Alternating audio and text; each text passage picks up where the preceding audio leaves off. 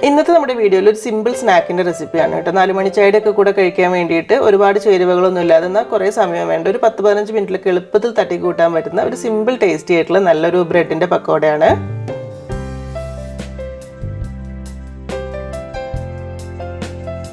ഇതിന് വേണ്ടിയിട്ട് ഒരു 6-7 പീസ് ബ്രെഡ് എടുത്തിട്ട് ഒരു സൈഡിലേക്ക് മാറ്റി വെക്കുക. പിന്നെ നമ്മൾ ഇതിലേക്ക് കുറച്ചൊരു ഗ്രീൻ ചട്നി റെഡിയാക്കി എടുത്തിട്ടുണ്ട് കേട്ടോ. ഇത് ഉണ്ടാക്കിയെടുക്കാൻ വളരെ എളുപ്പമാണ്. നമ്മളിതിൻ്റെ ഡീറ്റെയിൽ ആയിട്ടുള്ള റെസിപ്പി മുൻപ് ഒരു വീഡിയോയിൽ കാണിച്ചിട്ടുണ്ട്. അതിൻ്റെ ലിങ്ക് ഞാൻ താഴെ ഡിസ്ക്രിപ്ഷൻ ബോക്സിൽ കൊടുക്കുന്നുണ്ട് കേട്ടോ. ഡൗട്ട് ഉണ്ടെങ്കിൽ ജസ്റ്റ് ഒന്ന് ചെക്ക് ചെയ്ത് നോക്കിയാൽ മാത്രം മതിയാകും. അതിൽ നിന്ന് ഒരു 1-2 ടീസ്പൂൺ എടുത്തിട്ട് ഇതുപോലെ ബ്രെഡിൽ മുഴുവൻ ആക്കി കൊടുക്കാം. അതുപോലെ തന്നെ കുറച്ചൊരു ടൊമാറ്റോ കെച്ചപ്പ് എടുത്തിട്ട് അടുത്ത പീസ് ബ്രെഡിലും ഇതുപോലെ തന്നെ ഒന്ന് സ്പ്രെഡ് ചെയ്ത് കൊടുക്കുന്നുണ്ട്.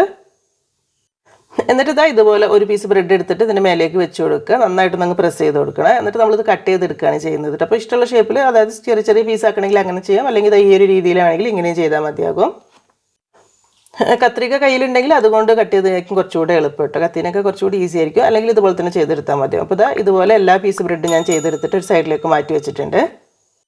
ഇനി ഇതൊന്ന് മുക്കി ഫ്രൈ ചെയ്തെടുക്കാൻ ചെറിയൊരു ബാറ്റർ ഉണ്ടാക്കണം. അപ്പോൾ അതിന് വേണ്ടിയിട്ട് 1 കപ്പ് അളവിൽ മൈദയാണ് എടുത്തിട്ടുള്ളത്. ഇതിലേക്കൊരു 2 ടേബിൾ സ്പൂൺ കടലമാവും അതുപോലെ തന്നെ 2-3 ടേബിൾ സ്പൂൺ അരിപ്പൊടി കൂടെ ചേർത്ത് കൊടുക്കുന്നുണ്ട്. നല്ലൊരു ക്രിസ്പി ആയിട്ട് കിട്ടാൻ വേണ്ടിയിട്ടാണ് അരിപ്പൊടി ചേർത്ത് കൊടുക്കുന്നത്. കടലമാവ് ഇല്ലെങ്കിലും വലിയൊരു കുഴപ്പമൊന്നുമില്ല, ഉണ്ടെങ്കിൽ ചേർത്ത് കൊടുക്കാം.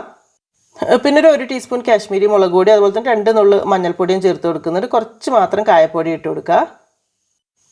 പാകത്തിനുള്ള ഉപ്പ് ഇട്ട് കൊടുക്കുന്നുണ്ട്. അതിൻ്റെ കൂടെ തന്നെ ഞാൻ കുറച്ചൊരു കസൂരി മേത്തിയുടെ ഇല ഒന്ന് ചൂടാക്കി എടുത്തിട്ട് അതൊന്നും ഇങ്ങനെ പൊടിച്ചിട്ട് കൊടുക്കുന്നുണ്ട്. അതിൻ്റെ ഒരു ഫ്ലേവർ ഇഷ്ടമാണെങ്കിൽ അതുകൂടെ ഇട്ട് കൊടുക്കാം. എന്നിട്ട് ഇതെല്ലാം കൂടെ നന്നായിട്ട് അങ്ങ് മിക്സ് ആക്കി എടുക്കുക. അത് കഴിഞ്ഞിട്ട് കുറച്ച് വെള്ളവും കൂടെ ഒഴിച്ചിട്ട് നല്ലൊരു തിക്കായിട്ടുള്ള ബാറ്റർ ആയിട്ടാണ് കേട്ടോ വേണ്ടത്. ഒരുപാട് അങ്ങ് ലൂസും അല്ല, കൂടുതൽ ടൈറ്റില്ല. അതായത് ആ ഒരു ബ്രെഡിൽ ഇങ്ങനെ പിടിച്ചിരിക്കാൻ പാകത്തിന് മിക്സ് ആക്കി നോക്കുമ്പോൾ നമുക്ക് പാകത്തിന് വെള്ളം നോക്കിയിട്ട് മിക്സ് ആക്കി എടുക്കുക. അതായത് നമ്മൾ പഴംപൊരിക്കൊക്കെ മാവ് ഉണ്ടാക്കുന്നില്ല, ആ ഒരു രീതിയിൽ തന്നെയാണ്.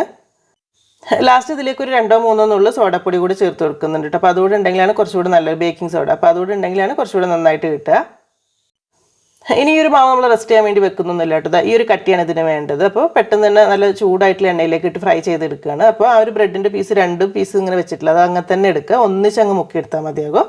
എന്നിട്ട് നല്ല ചൂടുള്ള എണ്ണയിലേക്ക് തന്നെ ഇട്ട് കൊടുക്കുക. അതായത് ബ്രെഡ് ആയതുകൊണ്ട് നല്ല ചൂടുള്ള എണ്ണയിലേക്ക് തന്നെ വേണം ഇടാൻ. അങ്ങനെ അത്യാവശ്യം ഒരു സൈഡ് ഫ്രൈ ആവുന്ന സമയത്ത് തിരിച്ചു മറിച്ചൊക്കെ ഇട്ടിട്ട് നല്ലൊരു കളറൊക്കെ ഫ്രൈ ആവുന്ന സമയത്ത് നമുക്ക് എണ്ണയിൽ നിന്ന് മാറ്റിയെടുക്കുക. അപ്പോൾ ഇത് ഇത്ര തന്നെയുള്ള പരിപാടി.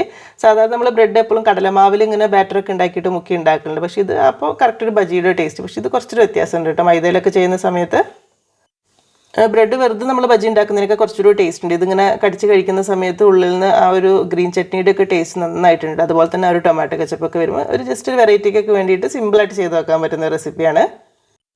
നല്ല ചൂടുള്ള ചായയുടെ ഒക്കെ കൂടെ ചൂടോടുകൂടെ ഇതൊരു 1-2 കഴിക്കാൻ നന്നായിരിക്കും കേട്ടോ. അപ്പോൾ തണുത്ത് കഴിഞ്ഞാൽ അത്രയ്ക്ക് പോരാ. അപ്പോൾ നിങ്ങൾക്ക് വീഡിയോ കണ്ടിട്ട് ഇഷ്ടമായിട്ടുണ്ടെങ്കിൽ ഇപ്പോൾ തന്നെ ഒന്ന് ലൈക്ക് ചെയ്യാനും ഷെയർ ചെയ്ത് സപ്പോർട്ട് ചെയ്യാനും മറക്കരുത്. ചെയ്ത് നോക്കുന്നുണ്ടെങ്കിൽ ഫീഡ്ബാക്ക് അറിയിക്കാനും. അപ്പോൾ എന്തായാലും എന്നത്തെ പോലെ തന്നെ നല്ല നല്ല റെസിപ്പീസായിട്ട് നമുക്കിനി പുതിയ വീഡിയോയിൽ കാണാം. താങ്ക്